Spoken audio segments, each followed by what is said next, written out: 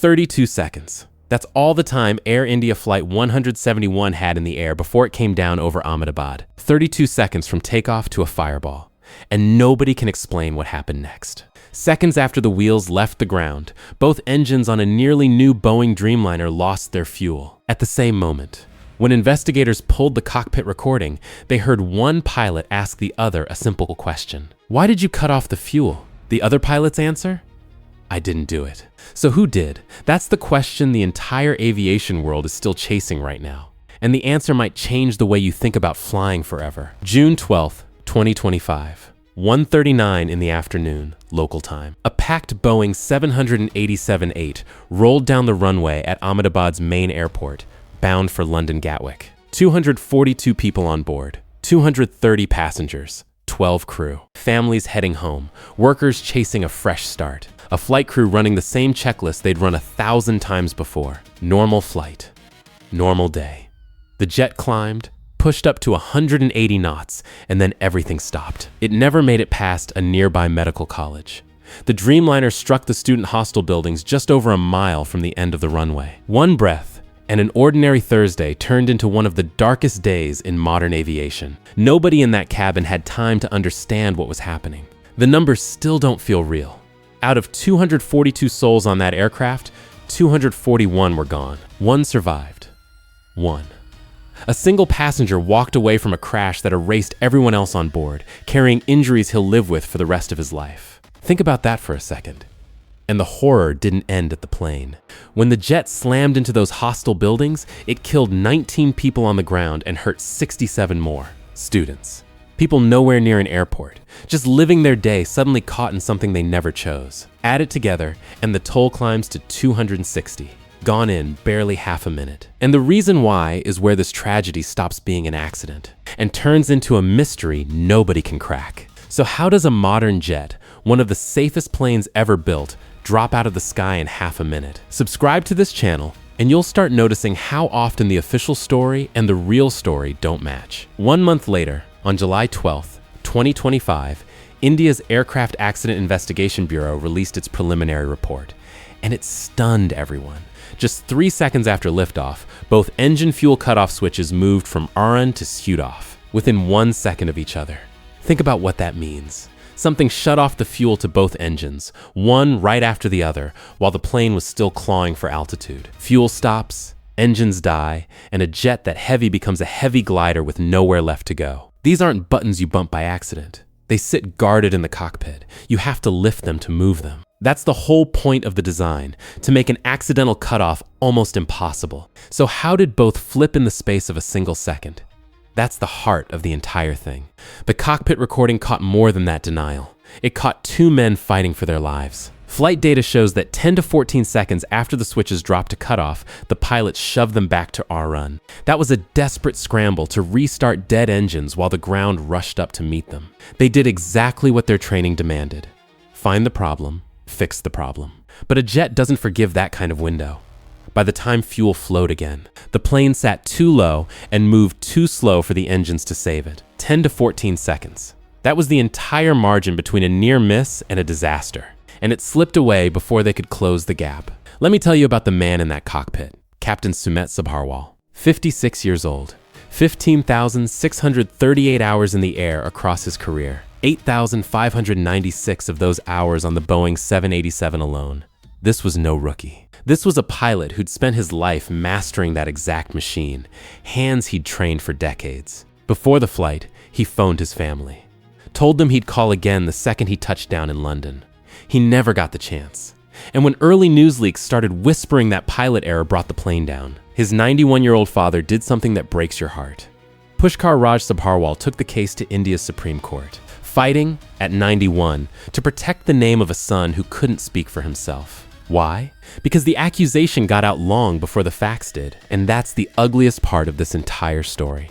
The rush to blame. Before the investigation was anywhere near finished, the theory spreading everywhere was simple and cruel. The pilots did it. Human error. Case closed. But the cockpit audio tells a different story. Both men denied touching those switches. Both fought to bring the engines back to life in their final moments. Does that sound like someone who wanted the plane down? Official reports say the investigation is still active.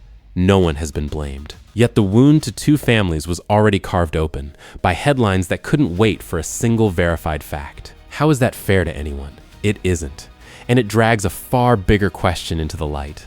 One the aviation world would rather not answer out loud. Then, in January 2026, the whole picture shifted. A whistleblower report landed on the desk of the U.S. Senate, and it raised a chilling possibility. The report pointed to a history of electrical faults and power surges in Boeing 787 Dreamliners, system glitches, uncommanded events. The kind of fault where a computer does something no human ever asked it to do. Now think back to those switches. 2 of them, moving from run to cutoff within 1 second. While both pilots swore they never laid a hand on them. What if they were telling the truth? What if the machine did it on its own, with no human command behind it? That's the question this whistleblower forced into the open. And it's a terrifying one to sit with. If this is making you rethink everything you assumed about that crash, take a second to hit like. It genuinely helps this reach more people who deserve the full picture. Boeing didn't take that quietly. Company leadership called the electrical fault claims wild speculation, flat denial. And officially, no final blame has landed on Boeing's systems. Investigators haven't shut that door either way. But this is why it should matter to you, even if you've never set foot in India.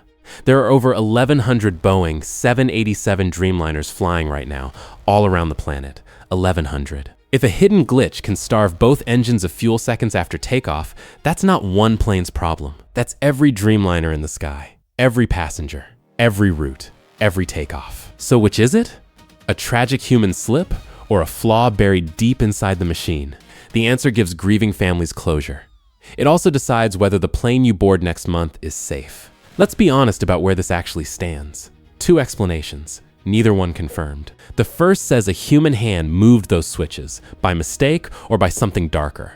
The second says a computer fault did it, with no human involved at all. Both theories have believers. Both have gaping holes. The switches are built to resist accidental movement, which makes a careless bump nearly impossible to swallow. But a spontaneous fault flipping 2 guarded switches inside 1 second? That's never been proven either. So we're left staring into a gap between what the pilots said with their own voices and what the cold data recorded. And into that gap, the whole world kept pouring its guesses. Let me make the physics simple, because it's brutal. A jet that size needs both engines at full power to climb. Cut the fuel and thrust vanishes almost at once. The plane doesn't drop like a stone, but it stops climbing and starts sinking fast. So low, moving so quickly, there's barely any room to recover. And most people don't know this part. A jet engine doesn't roar back the instant you give it fuel again. It has to spool up. It needs precious seconds to rebuild power from nothing. The crew flipped those switches back and did everything by the book, everything training told them to do. But an engine can't beat physics. The power returned too late. That's what makes this so hard to accept. They tried. They just ran out of sky. Now bring it to today, July 2026. The AIB stood before India's Supreme Court and confirmed the investigation still isn't finished, but 2 major pieces are done. A full transcript of the cockpit voice recorder and a psychological assessment of the flight crew. Why a psychological assessment? Because to rule out any human intent, investigators have to examine the minds of the people who were flying that day. It's standard in a case this serious. It's also where a family's depressed fear lives, because the wrong conclusion could stain a good pilot's name forever, with no way to take it back. And the AAIB says the draft final report is still months away, which means the families begging for answers are still, right now, waiting in the dark. So what happens when that report finally lands? Everything hinges on a single finding. Did a human move those switches, or did the aircraft do it on its own? If it's human, investigators have to explain how 2 seasoned pilots, both denying it on the recording, somehow ended up cutting their own fuel. If it's the machine, then Boeing faces a problem that stretches far beyond 1 runway in India. There's no comfortable answer here. None. One version breaks 2 grieving families. The other rattles an entire fleet, still carrying passengers every single day. And the people who lost someone? They just want the truth, whatever it ends up costing them. Strip away the switches, the reports, the corporate statements, and what's left is people. A pilot who called home to say he'd call again. A father in his 90s, standing in a courtroom, fighting for a son who can't defend himself. Students in a hostel who never dreamed an airliner would fall on their building.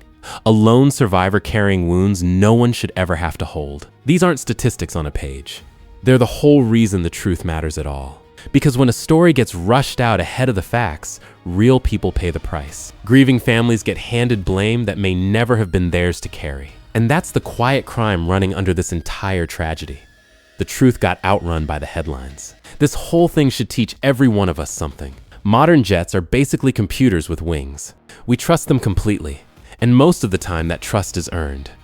But when something goes wrong, in the space of half a minute, there's no time for a human to save the day. No time to think. No time to fix it. And if a machine can do something, its own pilots. Never commanded. The scariest part is not knowing whether it could happen again on any runway, on any morning. That's why this investigation reaches so far beyond one flight. It's about every person who's ever buckled a seatbelt and trusted the crew up front to carry them home safe. So who cut the fuel on Air India Flight 171? Right now, honestly, no one can say for certain. 2 pilots said it wasn't them. The data says it happened anyway. And the only thing standing between the world and the answer is a final report due in October 2026. Until then, one image says everything. A veteran pilot with more than 15,000 hours behind him, asking his own co-pilot why the fuel was gone, and hearing the words, "I didn't do it," in the last seconds of his life. That's the mystery. That's the weight of it. If this story stayed with you, like and subscribe. Because when that final report lands, you'll want to know exactly what it says.